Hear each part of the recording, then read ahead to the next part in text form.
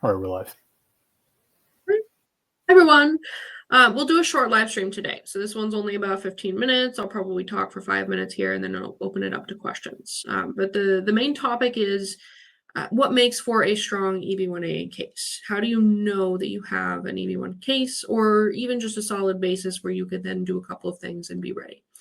And this is a complicated question. I would say it's not a bright line question. It's not a question where you can put certain metrics on your profile and say, okay, now I have qualified for EB-1A. Now I meet it. And you can get a really good idea that that's true if you talk to multiple lawyers who will all tell you different things about your qualification level, whether or not you're even qualified, if you are qualified, how strong the case is. Everyone's going to have a different opinion about this. So instead of setting out bright lines like having X number of citations or X number of patents or speaker at this number of conferences, I would encourage you instead to take a more holistic look and step back and really ask yourself, how would an average person, an average American, maybe bachelor's degree in a field that has nothing to do with your work, how would they look at your profile and say, you have risen to the top of your field? If there's nothing in your profile that indicates that you've risen to the top of your field, you probably are not eligible for EB-1A, and you'll probably have to develop in your career before you can file the EB-1A. So it's not really a matter of profile building at that point in time. It is a matter of building your expertise. But if you can point out one or two things that are impressive, like say that you invented or came up with a very particular idea, and that idea has gained some traction or recognition. That's actually really impressive. Most people who are professionals and working in their field will probably never come up with something new in their entire career. So that is actually something that you can take and present to USCIS, and it can be very persuasive. And that is often something that falls under the original contributions criterion. You may also have risen to a certain level in your career where you are holding a top leadership title, or you're holding a technical role that is at the top of your technical roles. Like, you don't have to go into management and leadership. You don't have to be an executive or an owner of a company. But if you have reached a certain level within your technical band at the company, and that is the highest level or close to the highest level, and it demands significant accomplishment, then you probably also have a claim to EB-1A, because you can use that to show to a normal, reasonable person that you have risen to the top of your field. This often falls under the leading or critical role criterion. And these two, the original contributions and the leading critical role, are often what I call anchor criteria, where these are really what makes your case important. It makes your case viable. It gives you that strong foundation or that basis to then qualify for EB-1A. Yes, USCIS is going to look at lots of different criteria and check some boxes and make sure that you can actually progress to that final merit stage. But the most important thing in your case is communicating to USCIS a reasonable description of why you are impressive and why you have risen to the top of your field. And that's the part I think that gets left behind, even though it is the most important part in EB-1A, or in qualifying for EB-1A. So then aside from that, if you meet then at least 3 criteria that you can have USCIS check off the list, you have a viable case.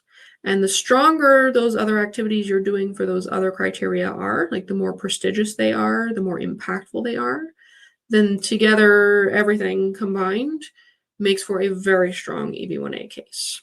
So you have an EB-1A case if you have that solid foundation or that anchor criterion. And then how strong that case is, so progressing from maybe a 65% chance of approval up to a 95% chance of approval, will depend on those prestige factors in the rest of the criteria that you are claiming. So that's my short overview of how you know if you have a strong EB-1A case. I'll go ahead and open it up to questions. We have about 10 minutes here. Please feel free, if you have any, to comment.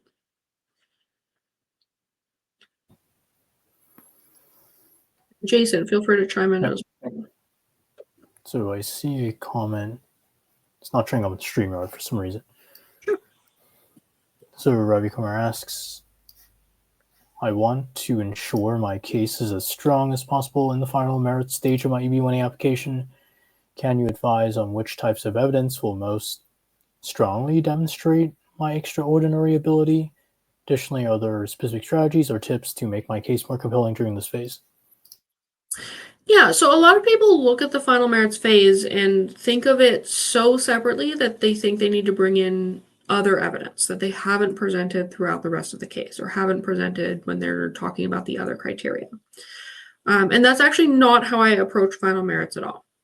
Final merits to me is putting together everything that you've already discussed in the file, highlighting all of those prestige factors, and then really driving home that anchor criterion. Because in the end, final merits is just about convincing USCIS that you've risen to the top of your field. You may decide to mention some evidence under final merits that didn't quite fit under the other criteria. Like sometimes you might mention your keynote speaking. Sometimes you might mention like a really important position that you hold that doesn't fall under membership or critical role. There are some things you can do there. But most of the time, I'm not bringing in any new evidence under final merits. I'm just quoting from the expert opinions that affirm that the person is at the top of their field and doing a summary paragraph showing how every aspect of the profile and every aspect of the career supports the fact that the person has risen to the top of their field. So don't stress final merits. Don't think of it as an additional requirement. Instead, think of it as the final chance to describe your narrative and drive home the point that you qualify for EB-1A.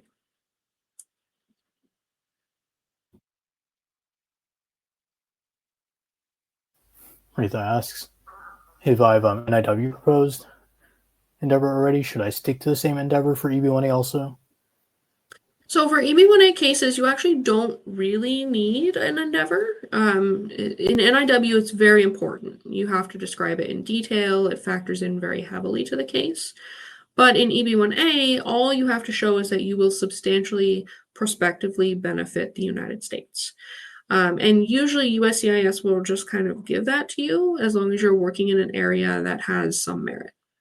So normally for EB-1As, we just describe your field of expertise and state that you will continue working in that field, and that's it. It's definitely helpful if that field of expertise aligns with your proposed endeavor for a prior NIW. If there is a discrepancy, you may need to explain it at some point in time, just showing that you made a career pivot.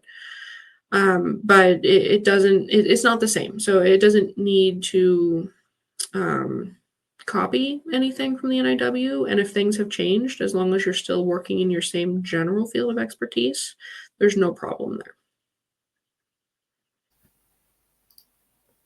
Sabarithnathan asks, what's the citation count that's needed for EB-1A and EB-1B to make a profile strong? Yeah, so remember, citation count is not really a threshold question, and it does vary field by field.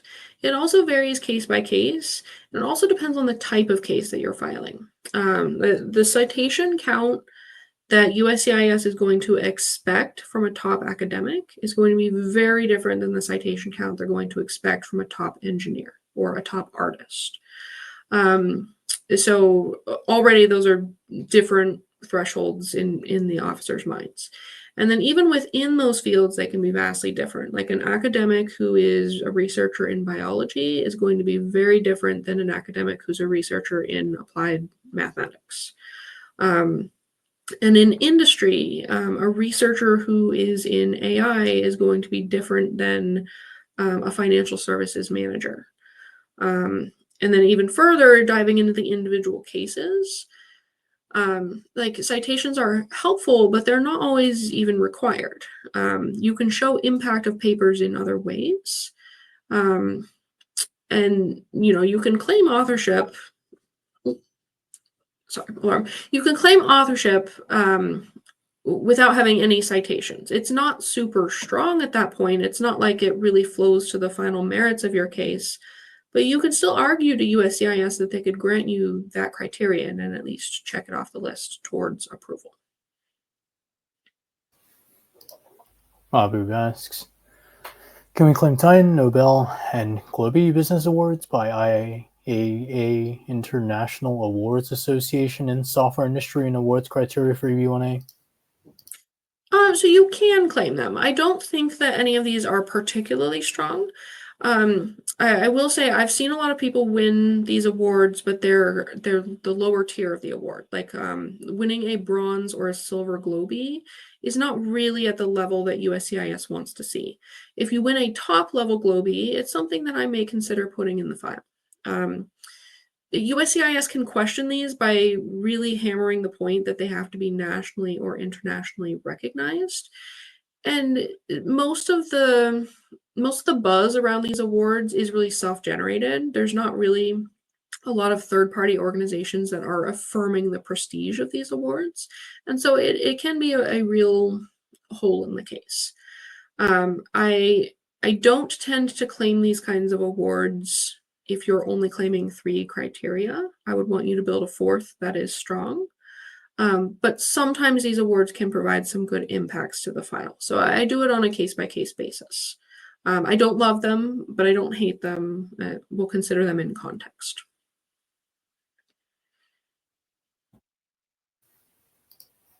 Venkat asks, if your priority is current and if EB-1A is approved, how long will it take to get the I-485 approved? If EB-1A adjustment of status faster than EB-2 and EB-3? Thank you. So it's a good question. USCIS is not necessarily consistent when adjudicating these. There are several different things that happen during the I-485 adjudication. So first, USCIS has to determine that you have all of your documents. Then they have to make sure that the officer that your case is assigned to has a reasonable caseload. And then they also consider how many visas they've already used up for that fiscal year. It is probably on average faster to get an I-485 through the EB-1A than it is through the EB-2 or the EB-3, but that's not necessarily true. Like I have a lot of EB-1 I-485s that are approved in 3 to 6 months, which is a very fast timeline for those. But I've also seen them take more than 2 years in the EB-1A category.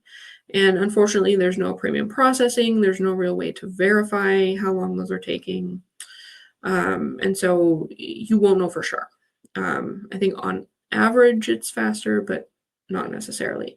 I will also note there can be retrogression in the EB-1 category, especially for Indian and Chinese nationals. So I definitely have people who filed their I-485s a couple years ago who are stuck in the backlog because their priority date is not current. It's almost current, but it's not current yet. So Rajesh, who wasn't able to join the live stream because of network issues, messaged me with a question. Said, Okay. is working with companies to profile build against the law, or is it legit? I guess those are like 2 different things. Yeah, they are 2 different things. So it's not against the law, definitely not. You can work on getting recognition and acclaim for yourself. You can pay people to do that. That's totally fine. USCIS can question it though. They can question, okay, how did you get these opportunities? For this specific opportunity, did you pay for it? They can ask you all kinds of questions and you have to tell the truth. And if the truth is negative, like if the truth is bad and it would mean that you aren't really qualified, you should really seriously consider not doing or not engaging in that activity. You want everything to be real. So if you are not an expert in your field, don't generate a bunch of fake buzz and fake acclaim around it. Like do the work, go through your career, develop that real expertise, and then think about applying for EB-1A. But then there are a lot of professionals out there who are technical experts. They're really only really well known within their individual company, but they have a lot to offer and share with the industry. And paying someone who can help you, like put yourself out there, do some PR for you, help you write some articles, help you gain recognition, help you network, help you do all these things, that's fine. I mean, that's basically like hiring a career consultant who's going to advance your career in addition to helping you qualify for EB-1A. So don't engage in any fake activity. Like if you want to author articles, make sure you're the one who's actually writing the article or contributing an important piece to an article with co-authors. Don't make it fake. Like don't hire a ghostwriter and just do it that way. Don't file fake patents. Like if you know a patent's not going to be approved, or if it's kind of dumb, don't do it. Like it's not going to help you out anyways. But if you have real IP that is going to be impactful, definitely patent it. You'll want to do that anyways outside of immigration. Like you want credit for the work that you have done. Don't pay for like some media profile that is clearly a puff piece, but go talk to reporters. Like share your knowledge, get quoted, make sure that your name is out there and associated with your area of expertise. So I wouldn't say that these activities or hiring people are not legit, but I would say be cautious. Like do it right, make it real, and make sure that you are contributing something real and not just, putting a bunch of AI nonsense out there. That's my 2 cents. All right, I do have to wrap up. I'm so sorry, everyone, that I can't get to the other questions. If these are comments on the LinkedIn post, I will try to get to those later today. But thank you all. Thanks, everyone.